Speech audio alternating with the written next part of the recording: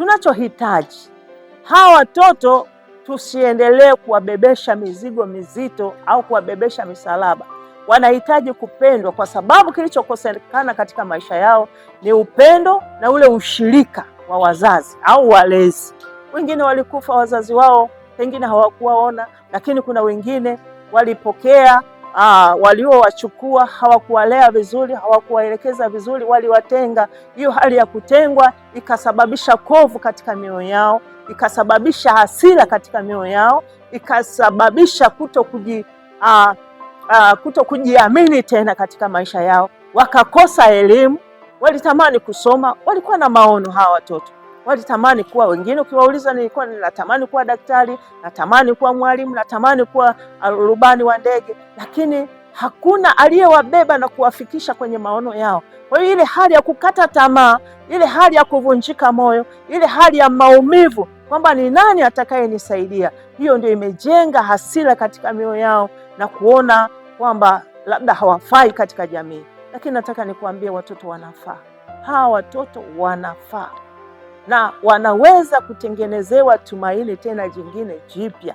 Hawa watoto mimi nimejaribu kuwatembelea, nimekutana nao watoto wengi mitaani, nikazungumza nao, nimepata nafasi nao, na mara nyingi nimekuwa kwa kadiri ambavyo nilivyoweza nimesaidia 2 watatu na kuwasikiliza maono yao, kuwasikiliza jinsi ambavyo wanatamani, ni kwa nini. Wengine wanaeleza ni kitu gani ambacho kilitokea.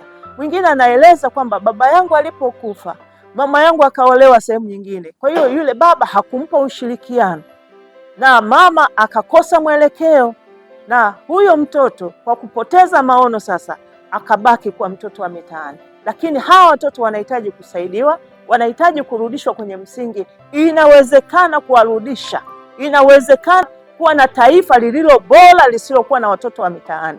Inawezekana kabisa taifa au kanisa zuri, tukawa na kanisa zuri lenye maadili mazuri. Sikiliza nikwambie mpendo wangu, makanisani tumepoteza mwelekeo kwa sababu ya watu ambao tunaowapokea makanisani. Mazingira walioyapitia, hawakupata malezi yaliyo mazuri, walikosa malezi mazuri. Unajua kanisa huanzia nyumbani, na mtu anapoingia kanisani kama hakupata maadili mazuri, hawezi kuwa na adabu ndani ya kanisa, hawezi kuwa na adabu mbele ya watu, hawezi kuwa na adabu hata kwa Mungu, hata kama ungemfundishaje. Sasa ukiona mtu kama huyu, jua malezi yake nyumbani hayakuwa mazuri. Leo tunasumbuliwa na washirika wasiojitambua, washirika makaidi. Hata kama ungemhubiri injili kiwango gani, habadiliki. Jua tatizo lilianzia kwenye familia. Msaidie huyu mtu, anahitaji msaada. Yesu alisema, njooni kwangu ninyi msumbukao na kulemewa na mizigo, nami nitawapumzisha. Watumishi wa Mungu ambao mnaweza kunitazama sasa hivi, ninawashauri, kama ukipata mshirika unamwona kama vile ni mkaidi au ana kiburi au hataki kusikiliza, kaa naye vizuri, jaribu kumhoji mazingira aliyotoka nayo, atakueleza yale mazingira yalimwathiri. Ndio maana ninasisitiza sana, wazazi tunapopewa dhamana ya kuwa na watoto, ni lazima tufanye kama huduma. Mshukuru Mungu, mwambie Mungu, nakushukuru kwa sababu umenipa zawadi ya watoto, lakini hii umenipa kazi, umenipa huduma. Nipe namna ya kumfundisha mtoto, nipe namna ya kumwelekeza mtoto, nipe namna ya kuweza kumlea mtoto katika maadili ya kimungu. Jina la Bwana libarikiwe takatifu. Kwa hiyo ninakuhitaji sana mtu wa Mungu na mtumishi wa Mungu naye niangalia. Angalia washirika, usifukuze tu washirika kanisani. Huyu amekuja kwa ajili ya kutua mizigo kanisani. Washirika leo kanisa tumekuwa tuseme kwamba watumishi wengi, na mimi nikiwa miongoni mwao.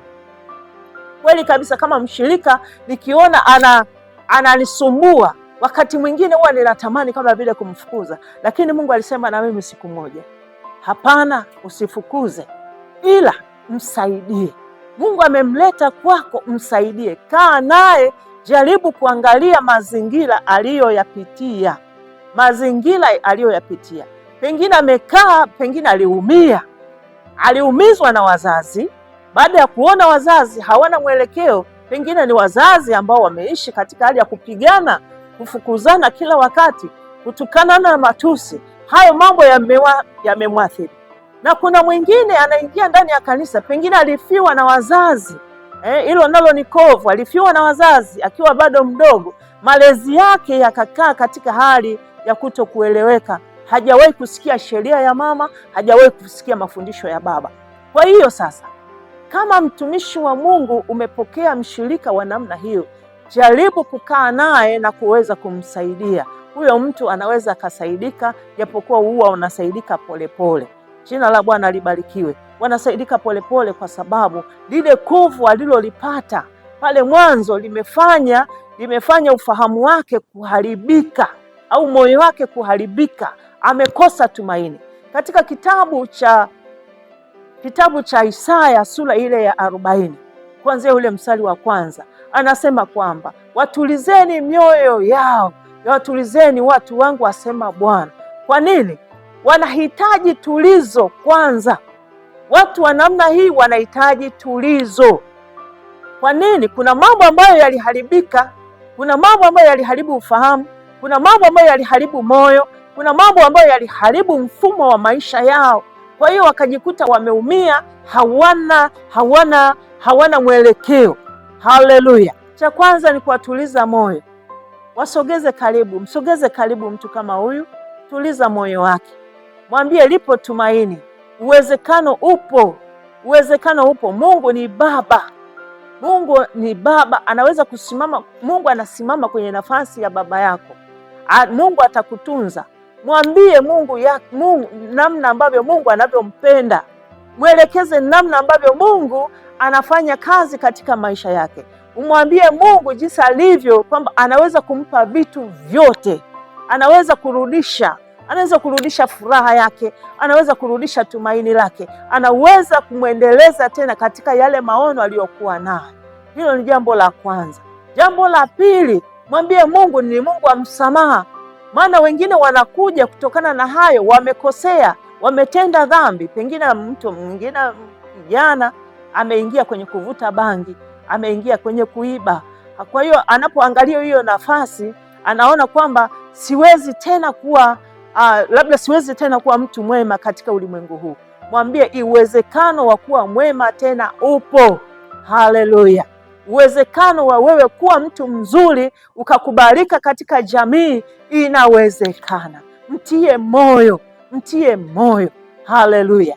Tena mwambie katika kanisa kuna mama ambaye anaweza kakulea kama mama.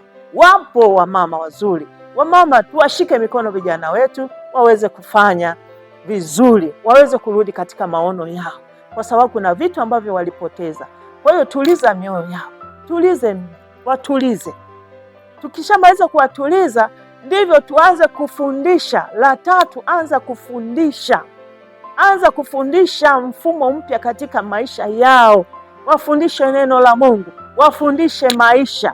Wengine wamekata tamaa, hata namna ya kuvaa wamebadilisha namna ya kuvaa. Anza kufundisha kwa upole na utaratibu. Usimkaripie mtu kama huyu. Fundishe namna ya kuvaa. Sasa kwamba tunavaa ili kusudi uwe mtu mzuri, unavaa namna hii. Haleluya! Na namna ya kula, mfundishe namna ya maisha ili kusudi Bwana aweze kukutana naye. Jambo la nne, anza mfundishe namna ya kumwomba huyo Mungu aliyemwamini. Anza kumwombea na endelea kumfundisha namna ya kumwomba Mungu. Mfundishe namna ya kuwa na ushirika na Mungu, kwamba ukiendelea kufanya maombi, hata kama hajui kuomba, mwambie kuomba neno moja moja. Mfundishe namna ya kuomba mpaka atakapofikia namna ya kuwa na ushirika na Mungu wake. Jina la Bwana libarikiwe. Hiyo nazungumzia familia, kwamba faraka zimesababisha familia kuvurugika, na sababu ya kufanya familia ivurugike ni kukosa mpangilio. Mama kuondoka kwenye nafasi yake na baba kuondoka kwenye nafasi yake, matokeo yake watoto ndio wanaoathirika. Napenda nikushukuru kwa kunitazama. Tena napenda nikushukuru sana kwa kuendelea kufungua chaneli yetu. Channel yetu ina mambo mengi mazuri, ina mafundisho mengi. Endelea kujifunza pamoja na sisi. Pia tutakuwa na vitabu, tutakuonyesha vitabu vyetu vya namna ambavyo unaweza, kwa mfano kuna kitabu kinazungumza namna ya kuwa mshindi katika majaribu, na kuna vitabu vingine kijana jitambue kijana, kuna vitabu vingine kwamba boresha ndoa yako mwanamke. Jina la Bwana libarikiwe. Vitabu hivi vitapatikana kwenye channel yetu. Tawasiliana kwa namba hizo ambazo zitakuwa zinapita hapo, na Mungu akubariki sana. Karibu sana, endelea kusikiliza, endelea kuangalia channel hii, na Mungu akubariki sana. Asanteni, karibuni sana. Mungu awabariki.